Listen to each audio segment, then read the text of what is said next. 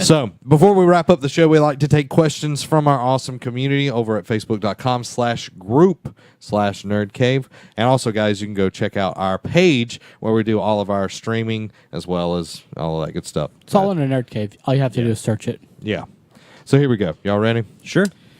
Derek Daniels says, Zach and Robbie has played For Honor Beta, the For Honor Beta. What stood out to you the most of the game? Has it changed your mindset about it? So what stood out to you? That it is 50,000 times harder than I thought it was going to be going into it. Because I'm sure you also. Yeah. Because I'm level 7 with my Orochi Samurai. And like I was going through the tutorial. I'm like, okay, I understand. I got this. I did the advanced tutorial. I'm like, okay, I got this. Multiplayer, I didn't have nothing. Mm-hmm.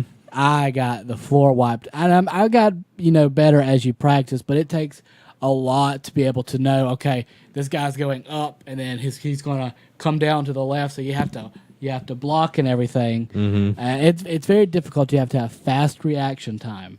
And it's not button mashing. It is not. Yeah, so you can't button mash or you're going to be up the creek without a paddle.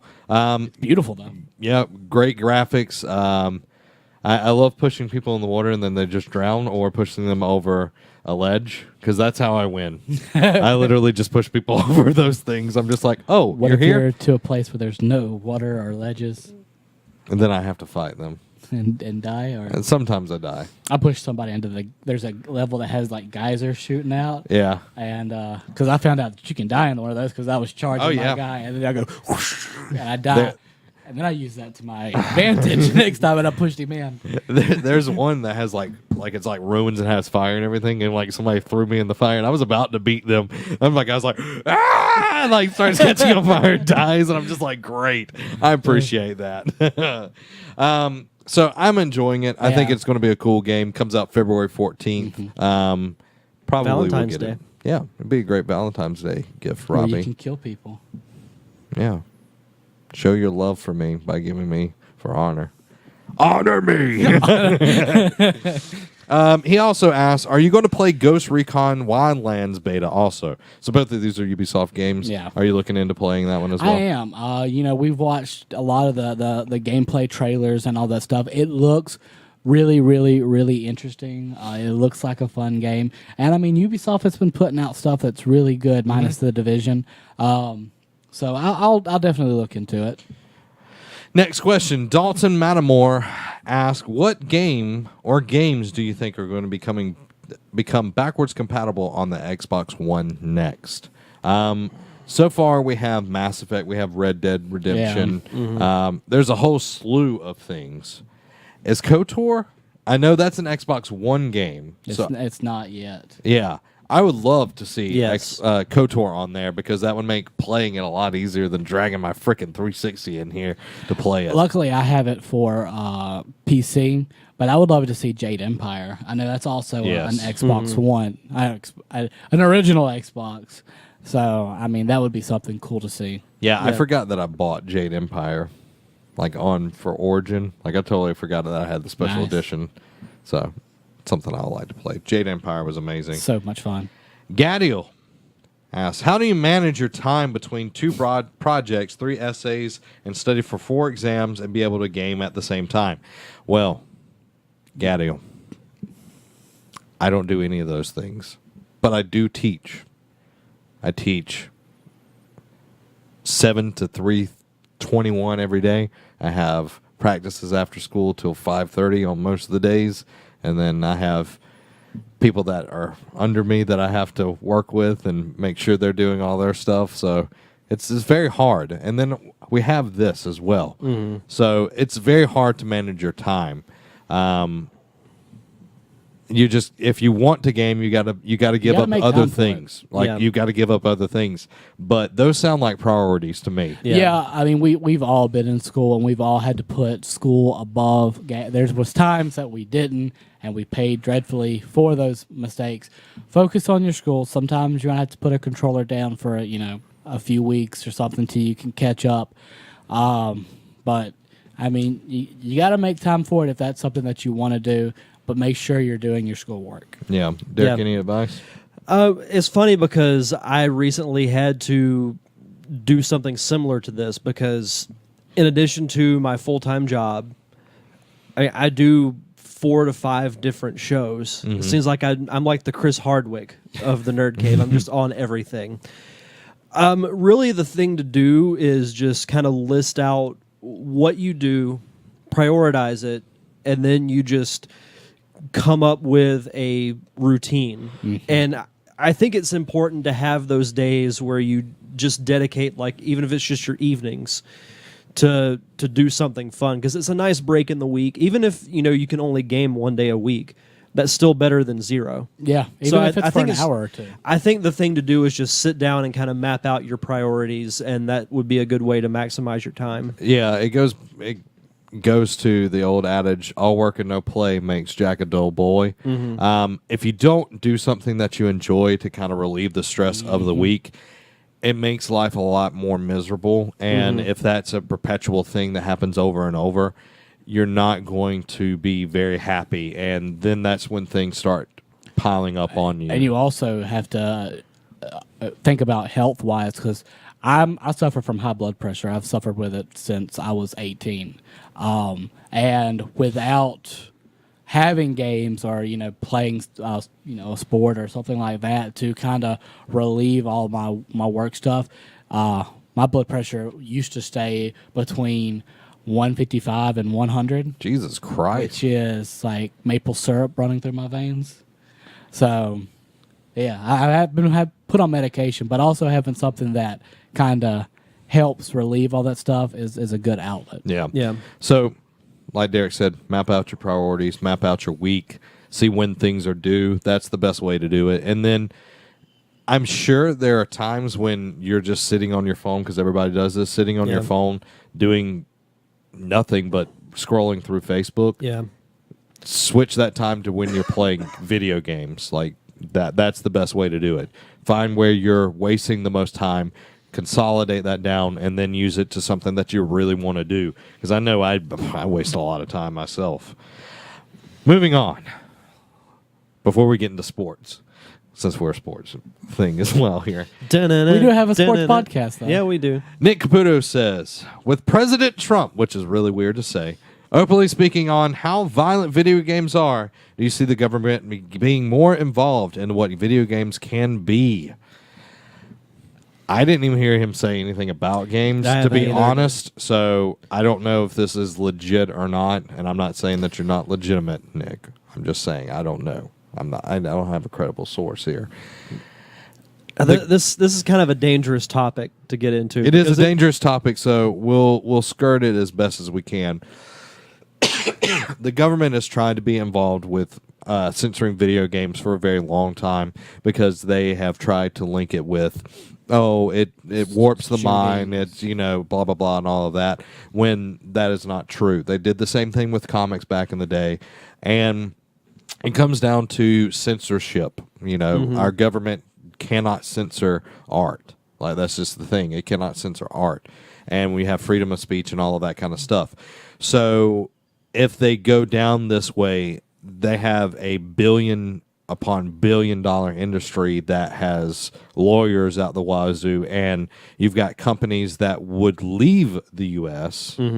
If that happened. And he's all about keeping companies in the U.S. So I think that's a battle that if he tries to go down that way, or if the government tries to go down that way, that they will see it's a futile attempt. Because gamers are vocal. I know a lot of times, like you think of a true gamer and you think of someone who doesn't get out of a basement and doesn't see the light of day, but they are very loud and they are very vocal and they love their games. And if you try to hinder that in any way, there'll be a fight. And we've had years and years of training in sword fighting, shooting, and all that stuff. So we're well prepared. Well, it'll be more like we're trying to kill people with our thumbs. Yeah. So if you got that thumb in the eyeballs, we'd be good to go. Yeah. Moving to sports, we got a few from Derek. The Cavaliers in a rut right now. Is it just a slump, or is it something to be concerned about come playoffs? I don't watch the NBA, so Well, the reason they're in a slump, LeBron and Kyrie Irving are carrying the teams because there was one game LeBron had a triple-double, Kyrie Irving dropped 51 points, and the Cavs still lost. And What happened to Kevin Love? He's actually had a better. He's had his best season on the Cavs this year. So. Okay. but it's just not turning into wins. And, LeBron's been complaining to the GM saying, we need more playmakers and stuff like that. And, I mean, even some of the greats like, Larry Bird has come out and he's like, well, you didn't see me complaining all the time about getting playmakers. And I'm not getting into saying that LeBron's bad or anything like that. He's a great player, but you just gotta step up. And I'm sure the GM, when he came back to Cleveland, said, anything you want, I'll get. And the GM's already paid close to $100 million out of his own pocket, not out of the it's called the luxury cap. He's paid so much into it already. Well, and you look at they made the deal earlier to get Kyle Korver on the team, so they've got another playmaker on there.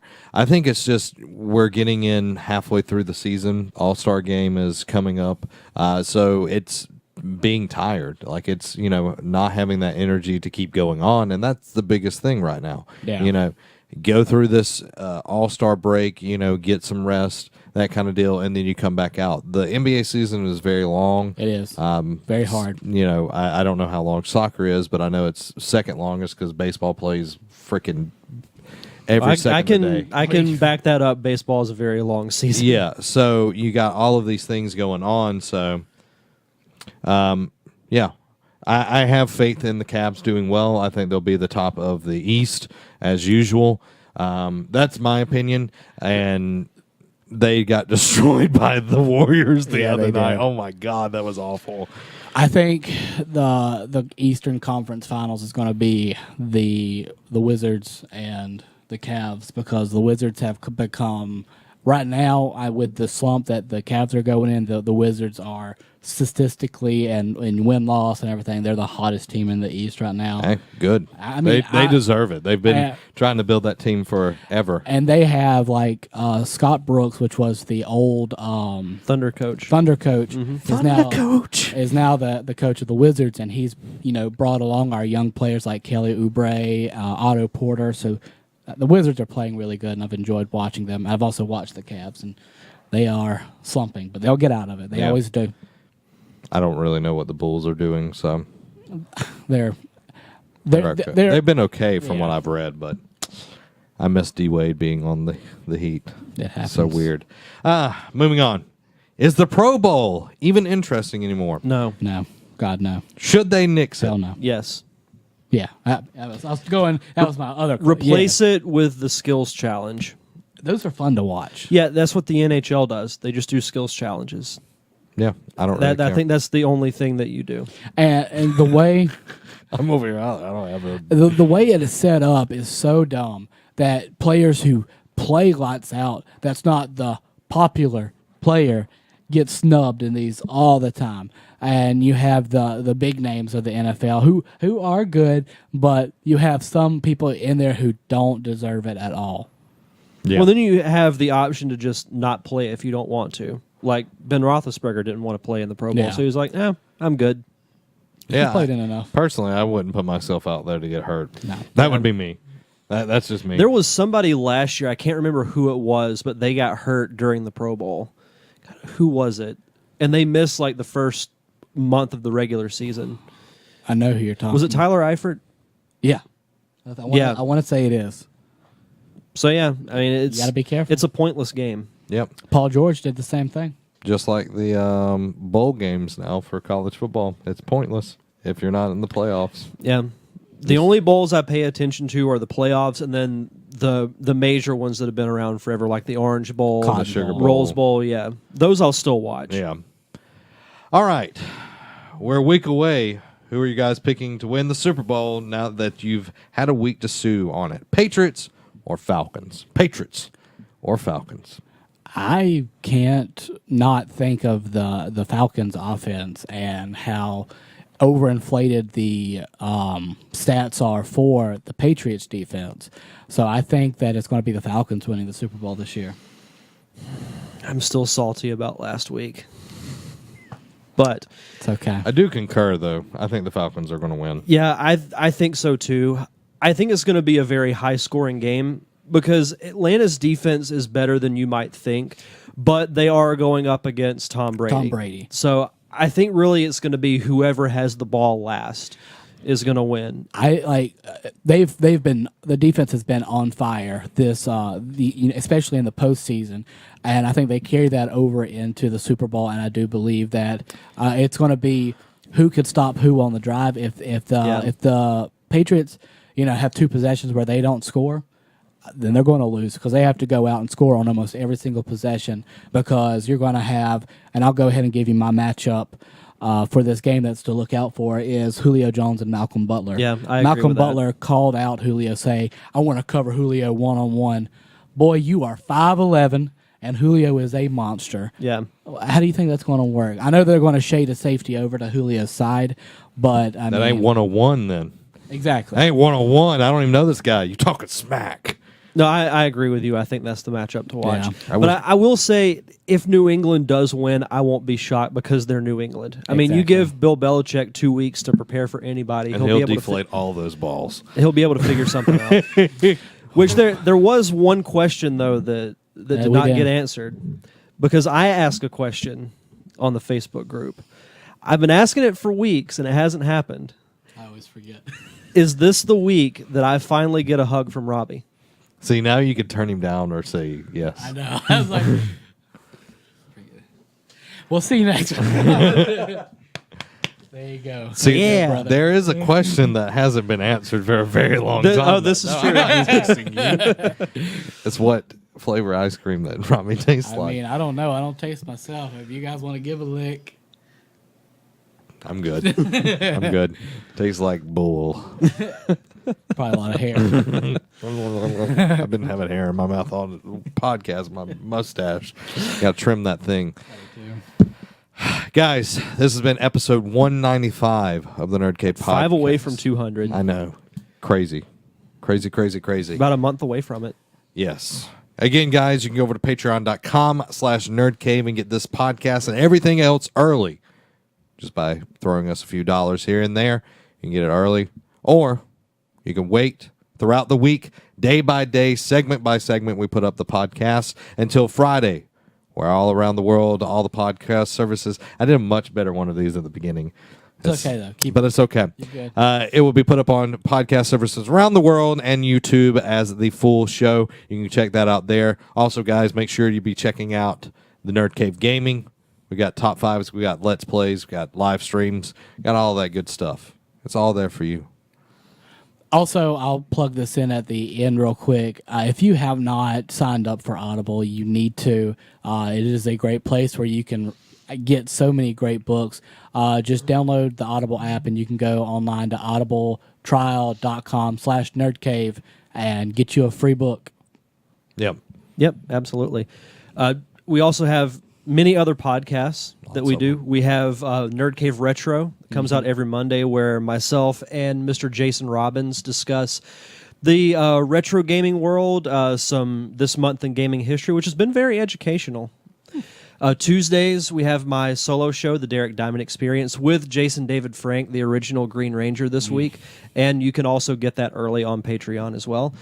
Thursdays, we have our wrestling podcast, Battle of the Brands, with myself, Adam Gumbert, and Nick Caputo. Friday is this show, the Nerd Cave podcast. And on Saturdays, we have our friends over at the Pop Culture Palette. And all those podcasts are available on iTunes, Stitcher, all podcasting services that you can find.